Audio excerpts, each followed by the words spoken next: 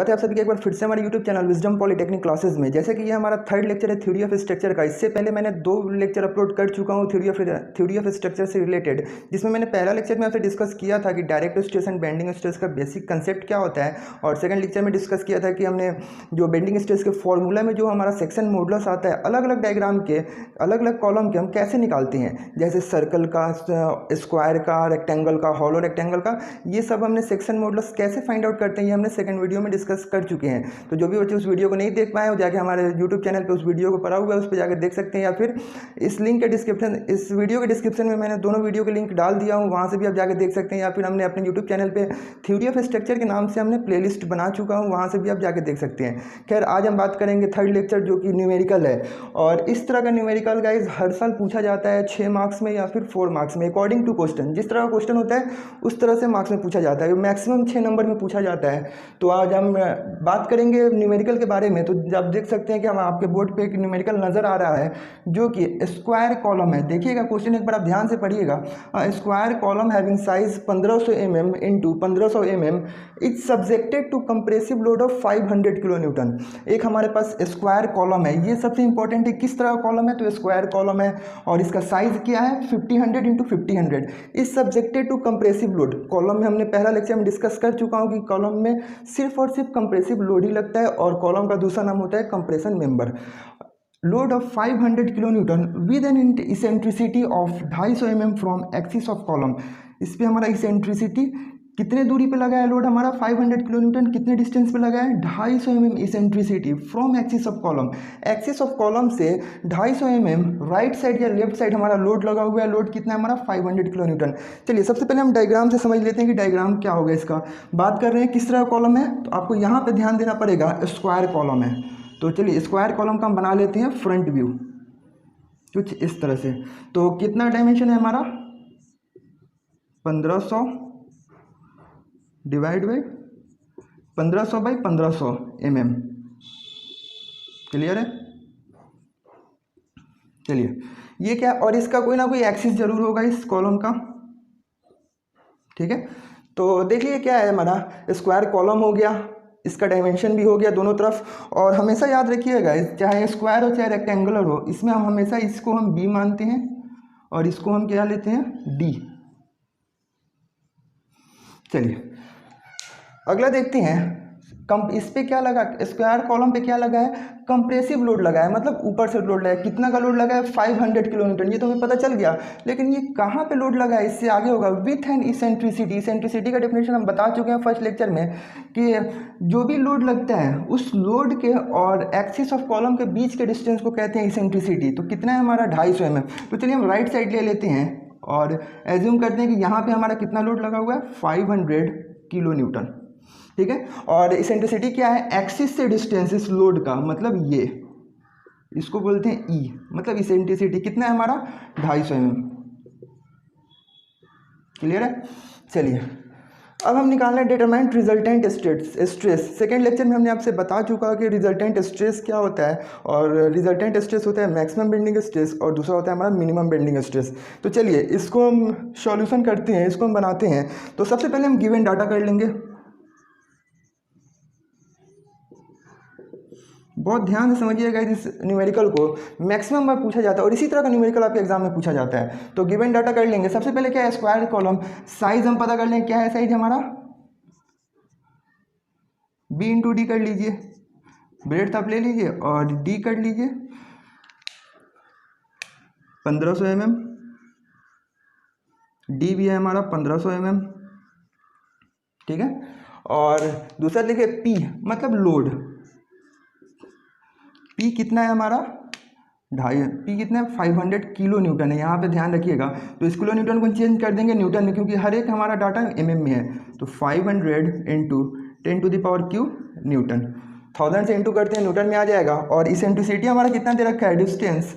तो ये है हमारा ई, जो कि आपको बता चुके हैं, लोड और एक्सिस के बीच का डिस्टेंस। तो ये क्या हो जाएगा हमारा? 250 mm, ठीक है। तो चलिए ये सब है हमारा रिजल्टेंट स्ट्रेस निकालना है, मतलब मैक्सिमम बेंडिंग स्ट्रेस और मिनिमम बेंडिंग स्ट्रेस निकालना है। तो चलिए आज इसको हम सॉल्यूशन करते हैं, स्टेप बाय स्टेप चलेंगे। तो आपको ये सब नोट करना होगा। और इसको हम पहले मिटा देते हैं, इस डाटा को, गिवन डाटा को,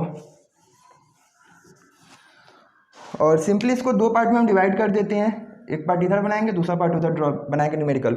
तो सबसे पहले स्टेप फर्स्ट, आपको स्टेप फर्स्ट करके चलना है, बिल्कुल स्टेप वाइज। तो सबसे पहले हमें क्या निकालना है, डायरेक्ट स्ट्रेस, उसके बाद बेंडिंग स्ट्रेस। तो डायरेक्ट स्ट्रेस का फॉर्मूला पता है आपका, लोड अपॉन एरिया। तो चलिए डायरेक्ट स्ट्रेस को हम डिनोट करते हैं सिग्मा नॉट, इसका फॉर्मूला आपको पता है पी अपॉन ए, मतलब फोर्स अपॉन एरिया। तो देखिए पी लोड क्या है, लोड हमारा कितना है 500 किलो न्यूटन। तो लोड की जगह पी की जगह 500 इंटू 10⁻³ कर देंगे अपॉन एरिया क्या होगा, तो यहाँ पे स्क्वायर है, तो स्क्वायर का एरिया L इंटू बी मतलब ए स्क्वायर हो जाएगा।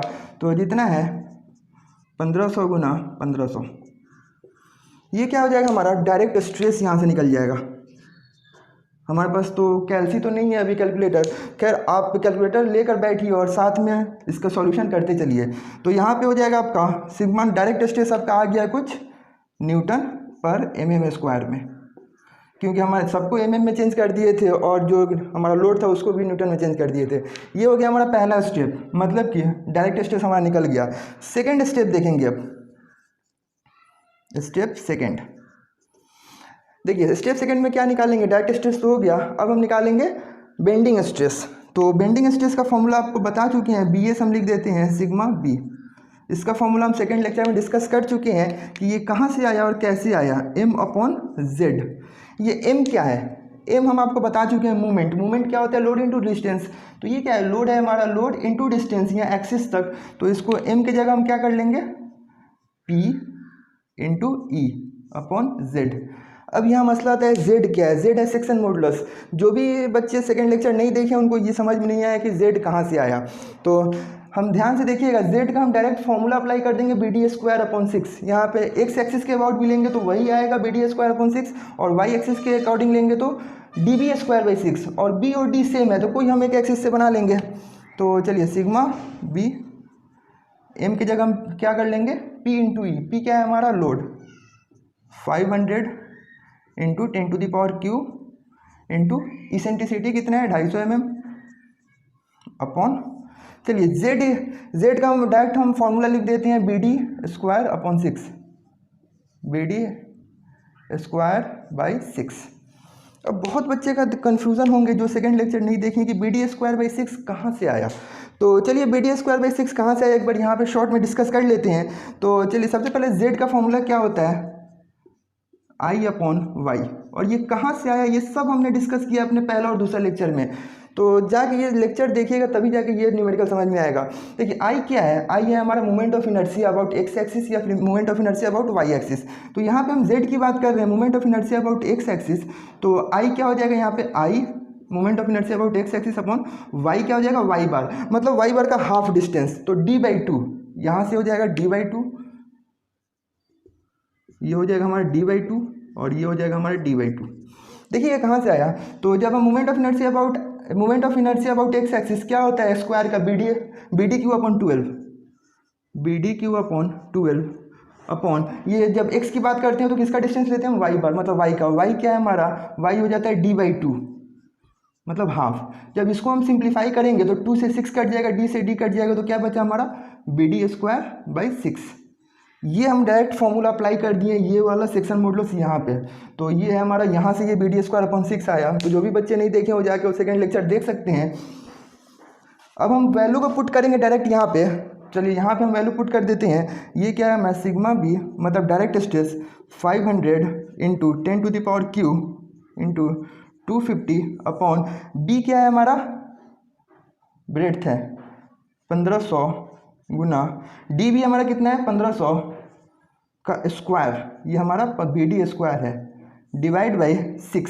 तो 6 को हम ऊपर भेज देते हैं, ये आ जाएगा हमारा 6 यहाँ पे, क्योंकि यहाँ के 6 को ऊपर भेज देंगे 6 हमारा, तो यहाँ पे आ जाएगा सिग्मा बी। कैलकुलेटर आपके पास है, आप यहाँ से इसका सॉल्यूशन निकाल के सिग्मा बी का वैल्यू बता सकते हैं कितना है हमारा, और यहाँ पे आप न्यूटन पर mm स्क्वायर।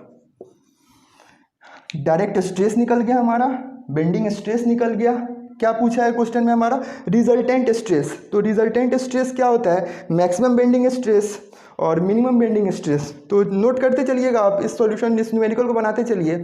और चलिए इसको हम मिटा देते हैं। अब हम निकालेंगे डायरेक्ट स्ट्रेस और बेंडिंग मैक्सिमम। चलिए रिजल्टेंट का मतलब क्या होता है, रिजल्टेंट स्ट्रेस का मतलब होता है मैक्सिमम बेंडिंग स्ट्रेस और मिनिमम बेंडिंग स्ट्रेस। क्लियर है। चलिए मैक्सिमम बेंडिंग स्ट्रेस का हम सेकंड लेक्चर में फॉर्मूला डिस्कस कर चुके हैं आप लोग के साथ। तो मैक्सिमम बेंडिंग स्ट्रेस क्या होता है, BS मतलब बेंडिंग स्ट्रेस। तो इसको सिंबल करते हैं सिग्मा मैक्स। इसका हम बता चुके हैं मैक्सिमम बेंडिंग स्ट्रेस का फॉर्मूला आप लोगों के साथ कि direct stress plus bending stress, ये आपको ध्यान में होना चाहिए। मैक्सिमम क्या होता है, direct stress plus bending stress. यहाँ इस सेक्शन में कहाँ पे मैक्सिमम होगा, जहाँ पे लोड होगा। मैक्सिमम बेंडिंग क्या होता है, तोड़ना, जहाँ पे लोड होगा वहीं को तो तोड़ने की कोशिश करेगा। तो इस साइड में राइट साइड में मैक्सिमम बेंडिंग स्ट्रेस होगा। तो इसका हम फॉर्मूला, ये हमारा डायरेक्ट स्ट्रेस का वैल्यू हम पहले निकाल चुके हैं P/A से, और दूसरा हम यहाँ से बेंडिंग स्ट्रेस का यहाँ ये रख देंगे। तो इसका आंसर आ जाएगा हमारा न्यूटन पर mm² में। तो ये हो जाएगा मैक्सिमम बेंडिंग स्ट्रेस। और हम दूसरा आप लोगों को बता चुके हैं कि मिनिमम बेंडिंग स्ट्रेस क्या होता है, सिग्मा मिनिमम। तो इसका फॉर्मूला हम आप बता चुके हैं, बस यहाँ प्लस की जगह माइनस कर दीजिए, फॉर्मूला बिल्कुल सेम रहेगा। Direct stress minus bending stress. तो आपको डायरेक्ट स्ट्रेस का भी हम वैल्यू पहले निकाल चुके हैं, और बेंडिंग स्ट्रेस का वैल्यू यहाँ से आ जाएगा, माइनस कर देंगे तो ये आ जाएगा हमारा न्यूटन पर mm² में। तो ये तो था हमारा आज का लेक्चर, जो कि पूरा न्यूमेरिकल है। और ये न्यूमेरिकल बहुत ही ईजी है, जिनको समझ में आ रहा है उनके लिए कुछ नहीं है ये न्यूमेरिकल। और ये कहाँ से आया, जब तक आप सेक्शन मॉडुलस का वीडियो नहीं देखेंगे तब तक आपको समझ में नहीं आएगा। तो खैर ये तो था आज का वीडियो। अभी हम आगे और भी सेक्शन पे डिस्कस करेंगे। जैसे अभी हम डिस्कस किए स्क्वायर का, अगले लेक्चर में डिस्कस करेंगे आपको रेक्टेंगल कॉलम पे, उसके अगले हॉलो रेक्टेंगल, सर्कल, जितने भी हमारा सेक्शन होता है सभी सेक्शन पे हम यहाँ पे न्यूमेरिकल देखेंगे। तब तक अगर वीडियो अच्छा लगे तो इस वीडियो को ज़रूर शेयर कीजिएगा अपने दोस्तों के साथ। और अगर वीडियो अच्छा लग रहा है तो प्लीज़ चैनल को भी सब्सक्राइब ज़रूर कर लीजिएगा। और थैंक यू गाइस।